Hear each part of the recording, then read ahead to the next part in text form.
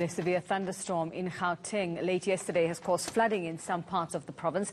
At least 2 people died after they were struck by lightning in separate incidents. ENC's Lendelo Masakane has been assessing the damage for us in different parts this morning. She's now in Edenvale for us. Sri, a very good morning to you. And what are you seeing there in terms of the damage caused by this downpour? Yes, good morning, Yveka. We have moved from the Alexandra Township to Edenvale, which is another area that was flagged by officials to possibly experience flooding.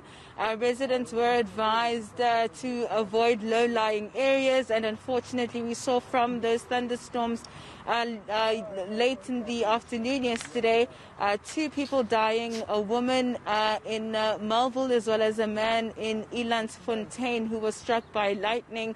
But what we've been doing this morning is just to see how the most vulnerable in our societies, especially when it comes to weather like this, how they are coping. You know, for them, when it rains, I know because we've been experiencing a lot of heat. For some of us, we're welcoming the rains, but for those who live in absolute squalor, it is quite risky and it brings about a lot of anxiety. We are in Edenvale, where there is an informal settlement that's actually been set up near the Edenvale Hospital. I'm going to ask Gift to just give you guys a pan as to where we are. You can see that the people that live here are living really in the most devastating conditions.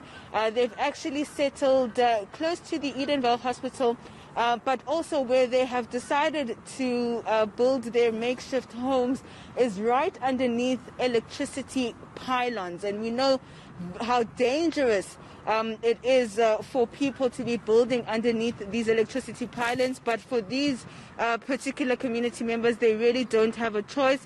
I'm joined by 2 gentlemen here. You can see it is quite chilly, Yuveka, so they've decided to make a fire out here. Baba ngicela ungitshela ukuthi nilale kanjani, bongitshela masikhuluma ukuthi azange nalala kahle. Asilalanga kahle vele ngokuthi sihlushwa izimvubu. Ngokuthi sekunetha ade kungcono ebusika athi sibulala amakhaza. Bosho ukuthi yonke into imanzi, izingubo zimanzi. Zonke ingubo imanzi. Nokudla kunethiwe. Manje uhulumeni uthini akafuna ukunisusa la namhlanje? Uhulumeni uthi sibona implan ukuthi senza njani, mabakhuluma ukuthi sithi siyakuphi ngokuthi sikhulela khona la. Siyakuphi wona bafuze basinikeze indawo ukuthi hlalane la. Yeah. Okay. Manje nizoyenzani mangathi kuyanetha futhi namhlanje? Hayi sizozama ukuphesha vele ukuthi sihlanganise ukuthi senza njani ukuthi siyakhona ukulala or Okay. Just to summarize, Yuveka, he was just saying that, you know, they barely slept. Blankets are wet, food is wet. You can see these homes aren't even made from corrugated iron, but mostly from plastic. I'm going to ask this gentleman, Baba ngicela usikhombise ukuthi kunjani lapha phakathi bosho ukuthi ingubo zimanzi.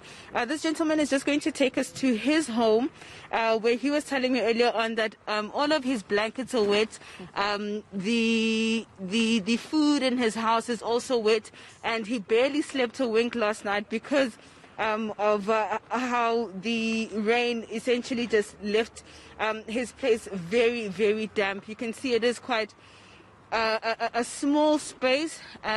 However, he barely got any sleep throughout the night, and most of his blankets are wet.